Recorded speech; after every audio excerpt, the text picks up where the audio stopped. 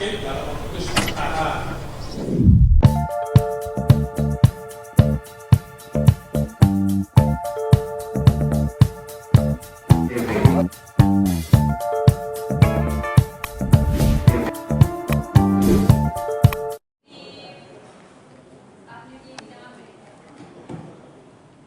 Ahli hukum narkotika sekaligus ahli hukum pidana, majelis.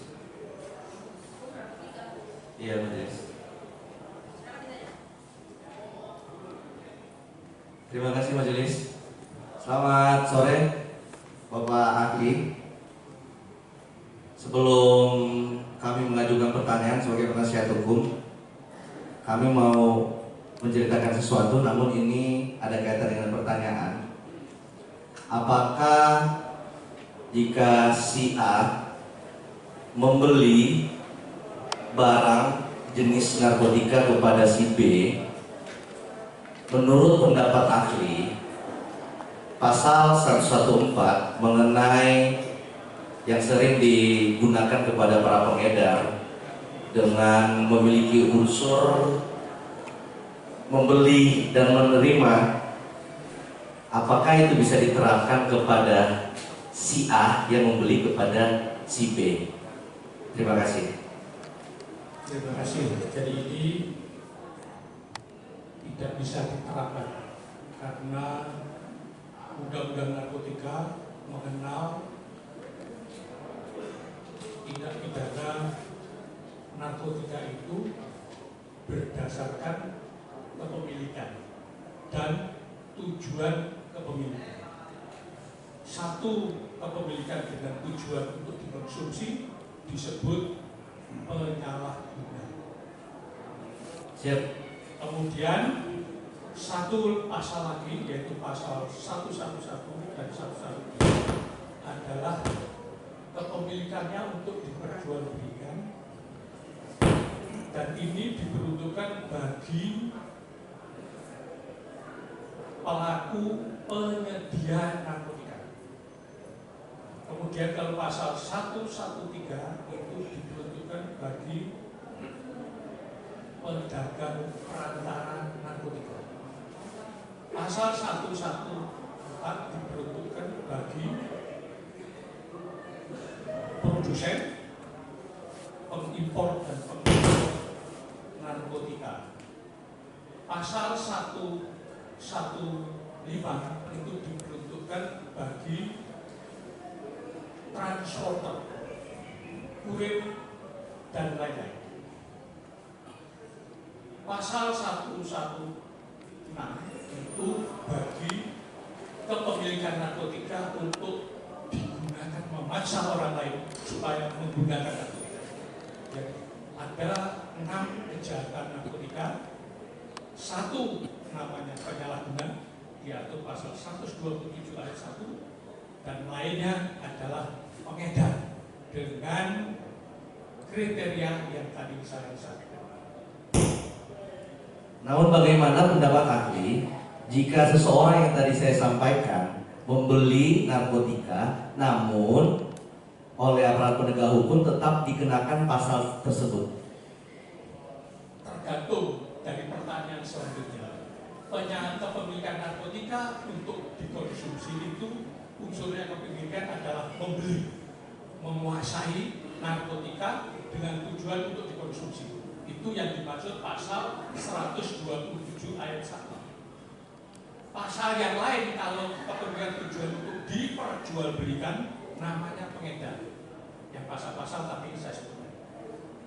Jadi tidak bisa perkara membeli narkotika untuk tujuan dikonsumsi atau bagi diri sendiri itu dikenakan pasal-pasal yang diperuntukkan bagi pengedar.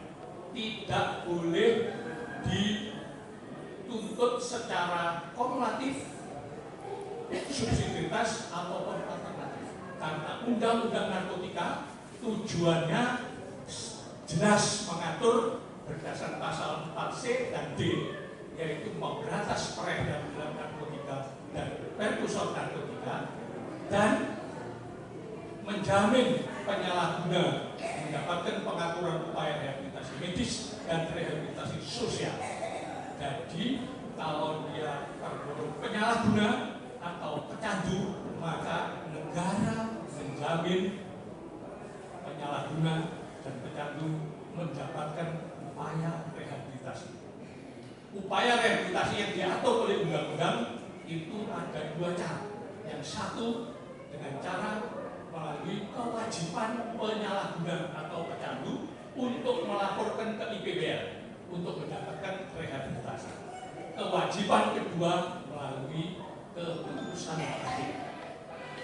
Hakim wajib memutus perkara narkotika yang terbukti atau dapat dibuktikan sebagai penyalahguna atau pecandu. Terima kasih ahli. Selanjutnya dari rangkaian cerita tadi, apakah dari si A membeli ke si B, namun ternyata ini si B membeli lagi kepada si C? Apakah ketika si B dituntut tindak pidana narkotika, si A ini bisa dikategorikan ikut serta melakukan beredar narkotika bersama si B atau seperti apa menurut pendapat ahli? Keikutsertaan sebagai penyalahguna bagi diri sendiri. Keikutsertaan tidak dikenal di Undang-Undang Narkotika terhadap penyalahguna dan pecandu. Kalau keikutsertaan menggunakan narkotika itu ada di dalam Undang-Undang Narkotika. Tapi kalau keikutsertaan ataupun percobaan menggunakan narkotika tidak dikenal dalam Undang-Undang Narkotika. Baik, terima kasih Saudara ahli. Selanjutnya Saudara ahli, dari penjelasan tadi, ketika si A membeli kepada si B untuk saya lanjutkan bahwa dia akan gunakan secara pribadi untuk dikonsumsi secara pribadi, di mana dia itu si A itu sebagai ketergantungan obat-obatan terlarang. Menurut pendapat ahli, penerapan hukum menurut Undang-Undang Nomor 35 Tahun 2009 itu seperti apa bagi orang tersebut? Bagi penyalahguna, orang yang membeli narkotika untuk dikonsumsi, penerapan pasal 11 Undang-Undang Narkotika hanya dapat dituntut dan didakwa pasal tunggal, yaitu pasal 127 ayat 1. Tidak bisa dituntut secara kumulatif, alternatif maupun subsidiaritas dengan pasal yang diperuntukkan bagi pengedar. Baik, terima kasih Saudara ahli. Selanjutnya, berdasarkan SEMA Mahkamah Agung nomor 1 tahun 2023 dan SEMA Mahkamah Agung nomor 4 tahun 2015, di sana yang untuk SEMA nomor 1 tahun 2023 di sana disebutkan apabila seseorang dituntut untuk perkara narkotika, apabila seorang dituntut dengan pasal 114, namun dalam fakta persidangan dia adalah pecandu narkotika, hakim atau majelis hakim diberikan kewenangan untuk memutus dengan pidana khusus. Begitu dengan SEMA nomor 4 tahun 2015 di Kamar Pidana mengenai narkotika, apabila penuntut umum mengajukan tuntutan kepada seseorang terkait dengan pasal 111 dan 112, namun dalam fakta persidangan ditemukan bukti bahwa yang bersangkutan adalah pecandu atau pengguna narkotika, majelis hakim dapat memutus dengan pidana khusus. Berarti secara tidak langsung SEMA itu menuntut tetap ada ketentuan pidana yang mengatur bagi para pecandu narkotika. Bagaimana menurut pendapat ahli jika ketentuan tersebut dihubungkan dengan Undang-Undang Nomor 35 Tahun 2009 mengenai tentang narkotika? Terima kasih. Pertanyaan ini memang agak tidak sesuai dengan surat edaran Mahkamah Agungnya ya. Jadi kalau kita baca surat edaran Mahkamah Agungnya itu bahwa apabila hakim dalam memutus perkara narkotika terdakwa dituntut dengan pasal 114, 112 atau 111. Sedangkan pasal 127 tidak dituntut, tidak didakwakan. Maka hakim dapat memutus, apakah kalimatnya hakim dapat memutus berdasarkan dakwaan jaksa. Nah, berdasarkan dakwaan jaksa ini bertentangan dengan undang-undang narkotika. Kalau memang terdakwa terbukti sebagai penyalahguna bagi diri sendiri, apalagi kalau terdakwa dilakukan asesmen dan terbukti sebagai pecandu, maka hakim hukumnya wajib menggunakan kewenangan rehabilitatif hakim berdasarkan pasal 103, yaitu apabila terdakwa terbukti bersalah, maka hakim memutus yang bersangkutan menjalani rehabilitasi. Bila terdakwa tidak terbukti bersalah melakukan tindak pidana narkotika, maka hakim wajib menetapkan yang bersangkutan menjalani. Selanjutnya ahli, bagaimana menurut pendapat ahli? Walaupun sistem hukum Indonesia itu tidak menganut jurisprudensi, namun jurisprudensi atau putusan-putusan terdahulu mengenai penggunaan narkotika, banyak penyalahguna atau bahkan pecandu narkotika itu dihukum dengan pidana penjara, bukan hukum rehabilitasi atau bukan direhabilitasi. Terima kasih. Ya, saya ingin mengingatkan kepada kalian, kepada penanya, bahwa hukum narkotika itu bukan hukum pidana.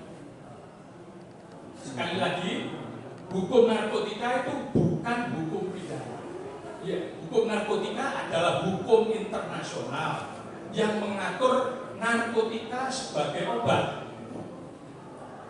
dengan pendekatan kesehatan dan pendekatan pidana. Sekali lagi, hukum narkotika itu bukan hukum pidana. Jadi kalau menggunakan pasal-pasal dalam KUHP dan KUHP, maka semua terdakwa penyalahguna narkotika termasuk pecandu pasti akan dihukum pidana. Tapi kalau menggunakan hukum narkotika, maka sumber hukumnya adalah Undang-Undang Nomor 8 Tahun 76 Pasal 36, bahwa hukuman bagi pengedar narkotika adalah pengecangan kebebasan atau hukuman badan dan perampasan aset hasil kejahatan dengan pembuktian terbalik di pengadilan. Khusus terhadap penyalahguna diberikan hukuman alternatif, namanya rehabilitasi, sesuai dengan kewenangan yang diberikan hakim berdasarkan pasal 103 Undang-Undang Nomor 35 Tahun 2009.